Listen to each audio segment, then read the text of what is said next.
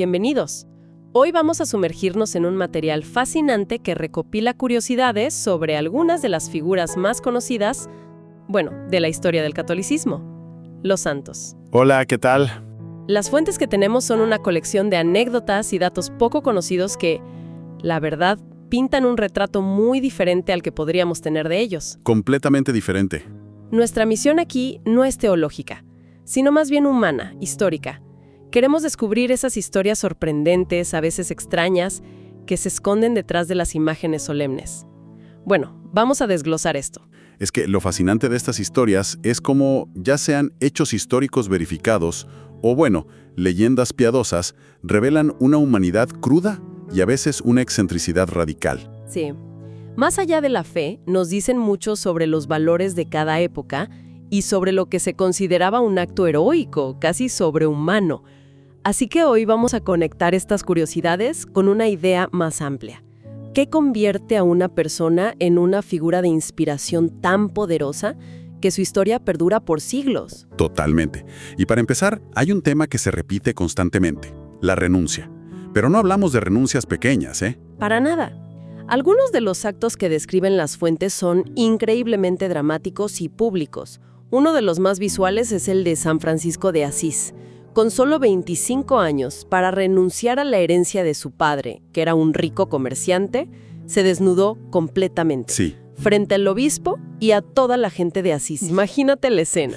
Es que ese acto es puro teatro sagrado. Es potentísimo simbólicamente. Lo de Francisco no es solo decir, ya no quiero tu dinero. Claro. Es una declaración pública, brutal, de que su única posesión y su única protección a partir de ese momento es Dios. Ningún discurso podría tener el mismo impacto. Estaba usando su propio cuerpo como mensaje. Claro, pero me pregunto, ¿no había un riesgo de que la gente lo viera como un acto de locura más que de piedad? O sea, ¿cómo se distinguía una cosa de la otra en esa época? Porque hoy en día una escena así terminaría de otra manera. Es una pregunta clave. La línea era delgada sin duda. Pero en ese contexto, el acto estaba avalado por la presencia del obispo, quien lo cubrió con su manto. Eso lo legitimaba, ¿entiendes? Lo sacaba del ámbito de la locura individual y lo ponía en el de lo sagrado. Ah, claro. El respaldo de la institución era crucial para interpretar el acto como un gesto de santidad y no de demencia. Entendido. Ahora, si saltamos al siglo XX, que ya es otro mundo, nos topamos con la Madre Teresa de Calcuta. Y su historia de renuncia es igual de dura, pero de otra manera. El material señala que dejó su hogar a los 18 años para ser misionera en la India. Y nunca más volvió a ver a su madre ni a su hermana. Nunca más. Una renuncia familiar de por vida. Eso es algo que cuesta mucho procesar. Muchísimo. Y es que el caso de Teresa nos enfrenta a una de las preguntas más difíciles sobre el sacrificio. La renuncia a los lazos afectivos más profundos en nombre de un bien mayor. En su caso, servir a los más pobres entre los pobres. Claro, hay un debate constante sobre si ese nivel de desapego es admirable o incluso necesario. Pero lo que es innegable es que esa decisión radical define por completo su figura y el poder de su legado. Es la prueba de una convicción absoluta. Sacrificios materiales muy concretos, que son igual de impactantes. Por ejemplo, Santo Domingo de Guzmán en el siglo XIII. Durante una hambruna terrible, vendió todos sus libros para ayudar a los hambrientos. ¿Todos sus libros? Y hay que recordar que en esa época los libros eran tesoros, copiados a mano, carísimos, eran el equivalente a un auto de lujo o a una biblioteca de investigación completa hoy. Si conectamos esto con el panorama general, vemos un patrón: el desprecio por la riqueza material como vía a la santidad. Pero lo de Domingo es especialmente potente, porque él no renuncia a un lujo, renuncia a la herramienta de su propio oficio, el conocimiento. Exacto. Él era un estudioso, sus libros eran su capital intelectual y espiritual. La frase que se le atribuye, no podía estudiar en pieles muertas mientras Cristo tenía hambre en los pobres, es devastadora. Está diciendo que el conocimiento abstracto no sirve de nada si no responde al sufrimiento real. Y cuando una cree que ya no puede haber un gesto más extremo, el material nos cuenta la historia de San Martín de Porres en el Perú del siglo XVII. Su convento pasaba por una crisis económica muy grave y él se ofreció a ser vendido como esclavo. Increíble. Argumentó que él, por ser mulato, podía ser vendido legalmente y que valía más de 1,000 pesos, con lo que podía salvar al convento. Sus superiores, conmovidos hasta las lágrimas, obviamente rechazaron la oferta. Pero el simple hecho de haberlo ofrecido es una muestra de entrega que opera completamente fuera de la lógica de autopreservación que rige nuestras vidas. Para él, darlo todo incluía su propia libertad, su propia persona. Es una mentalidad que hoy nos cuesta hasta imaginar, ¿verdad? totalmente. Pero que demuestra hasta qué punto llevaban la idea del sacrificio. Es un punto de no retorno. Exacto. Y estos actos son de gente que, digamos, ya estaba en el camino de la santidad. Pero aquí es donde la cosa se pone realmente interesante, porque lo que más me sorprendió de las fuentes es de dónde venían algunos de estos personajes. Sus vidas antes de no encajan para nada con la imagen que tenemos. Esto es crucial, porque rompe el mito de que los santos nacen santos, como si fueran una especie diferente. Son producto de transformaciones, a veces violentas. Totalmente. Pensemos en San Ignacio de Loyola, el fundador de los jesuitas. Antes de su conversión, era un soldado, un hombre descrito como violento y vanidoso, con antecedentes policiales por peleas nocturnas. Un buscapleitos, básicamente. Un tipo rudo. Y el material nos da un detalle fascinante de su transición, cuando estaba convaleciente de una herida de guerra y empezó a copiar textos religiosos. Usaba tinta roja para las palabras de Jesús y azul para las de la Virgen María. Fíjate qué detalle. Es una ventana a su psicología. La historia de Ignacio no es una de supresión de su carácter, sino de redirección. Su energía, su intensidad, su disciplina militar no desaparecieron, se redirigieron.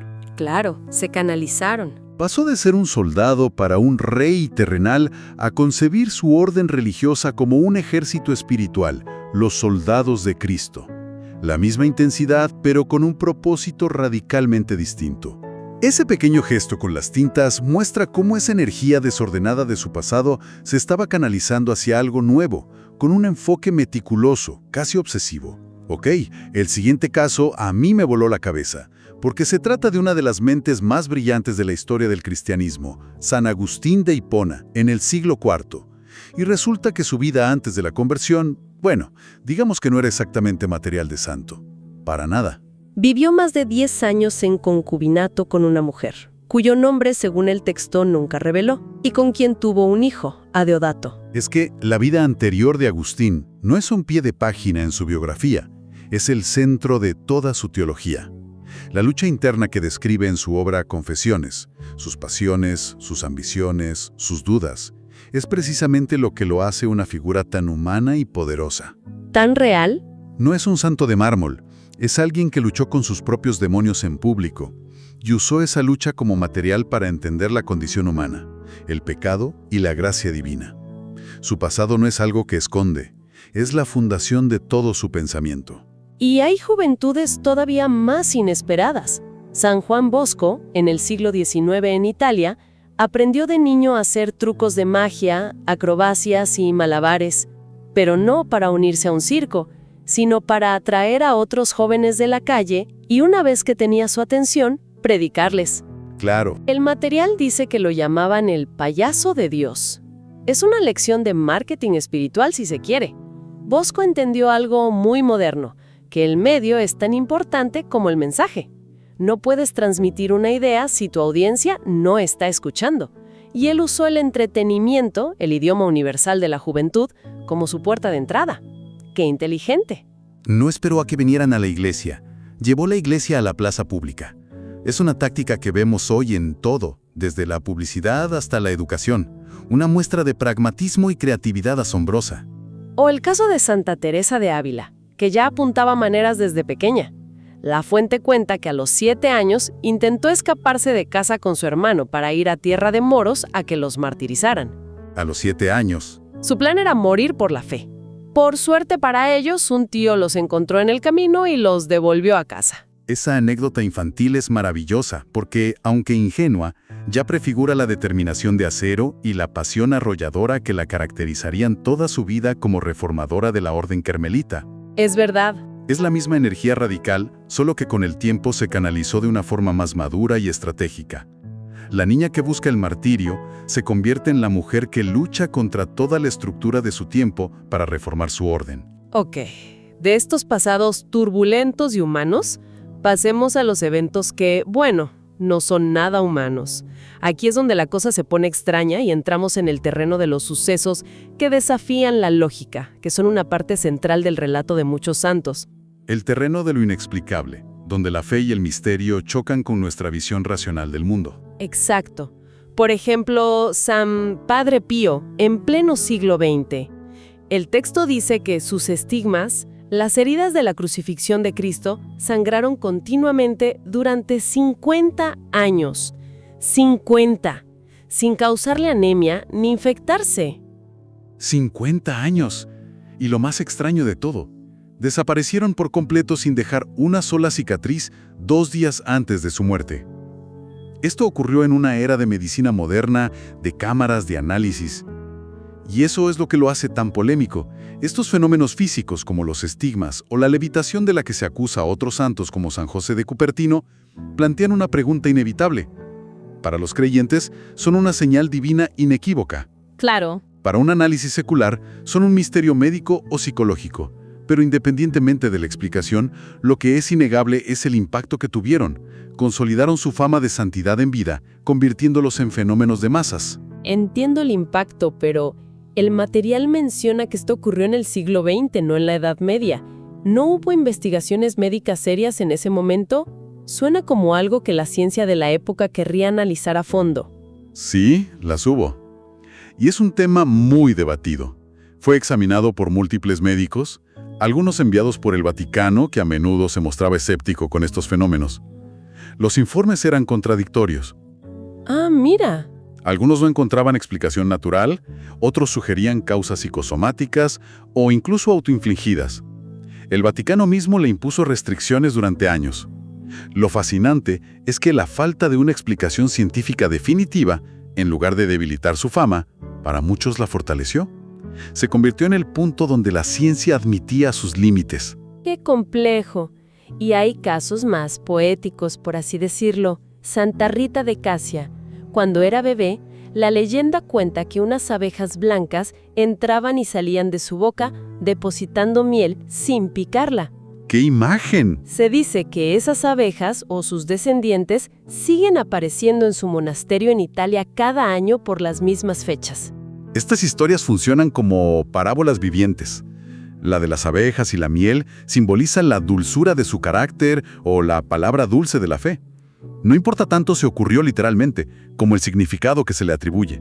Son narrativas que construyen la identidad del santo y refuerzan una cualidad específica que se quiere transmitir. Y luego está el caso de San José de Cupertino, que parece sacado de una comedia. Para ordenarse sacerdote, el texto dice que era un estudiante terrible y que solo se sabía de memoria una frase del Evangelio. Era todo lo que había podido aprender. Solo una frase. Milagrosamente, de entre cientos de temas posibles, el examinador le preguntó justo por esa frase. Como los 10 candidatos anteriores habían respondido brillantemente, el examinador dio por sentado que él también estaba preparado y lo aprobó sin más preguntas. Esa historia es genial porque eleva al santo tonto, al humilde que es elegido por Dios precisamente por su falta de sofisticación mundana. Transmite la idea de que la fe y la intervención divina son más importantes que la preparación intelectual, ¿no? Totalmente. Refuerza la noción de que la santidad opera fuera de las reglas del mundo cotidiano, incluidas las académicas. Es un mensaje muy potente para la gente común. Y para terminar esta sección, uno de los casos más asombrosos. Santa Catalina de Siena en el siglo XIV. La fuente es clara. Era analfabeta. No sabía leer ni escribir. Nada. Sin embargo, se le atribuye un don de ciencia infusa, con el que dictó 381 cartas a papas, obispos y gobernantes, influyendo de manera decisiva en la política europea de su tiempo, como lograr que el Papa regresara de Aviñón a Roma. Este caso desafía todas nuestras nociones de poder e influencia. Una mujer joven, sin educación formal y sin estatus social, se convierte en una figura política clave a nivel continental. Para la mentalidad de la época, la única explicación posible era una intervención divina directa. Claro, no había otra. Hoy podríamos analizarlo en términos de un carisma arrollador, una inteligencia natural fuera de serie y una convicción tan profunda que lograba persuadir a los hombres más poderosos del mundo. Su analfabetismo, en lugar de ser una debilidad, se convirtió en la prueba de su conexión divina. Y para ir cerrando, las fuentes nos dejan un par de datos que son como la pincelada final del retrato de estas vidas tan singulares, mostrando el impacto que dejaron. Por ejemplo, Santo Tomás de Aquino, uno de los teólogos más influyentes de la historia. Gigante. El texto cuenta que sus compañeros en la universidad lo apodaban el buey mudo, porque era corpulento y muy callado. No hablaba casi nunca en clase. Pero su maestro, San Alberto Magno, vio algo que los demás no vieron. Y según la anécdota, que es maravillosa, profetizó: ustedes lo llaman el buey mudo, pero yo les digo que los mugidos de este buey se oirán en todo el mundo. ¿Qué frase? Esa historia es perfecta. Nos recuerda no juzgar por las apariencias y subraya que el impacto intelectual puede ser silencioso al principio, pero resonar a través de los siglos. La obra monumental de Tomás de Aquino es la prueba definitiva de ello. Luego está la rapidez con la que algunos fueron reconocidos. San Antonio de Padua fue canonizado en solo 11 meses. Es uno de los procesos más rápidos de la historia. Rapidísimo. La devoción popular era tan inmensa y extendida que la Iglesia simplemente tuvo que formalizar lo que la gente ya creía firmemente. Esto muestra muy bien la dinámica entre la devoción popular y la institución. A veces la Iglesia guía la devoción, pero en casos como el de Antonio, es la presión desde abajo, el fervor de los fieles, lo que acelera y fuerza el reconocimiento oficial. La institución no pudo ignorar un fenómeno de esa magnitud. Y en el otro extremo del tiempo, tenemos a San Juan Pablo II. El texto da cifras que dimensionan su pontificado de una forma impresionante.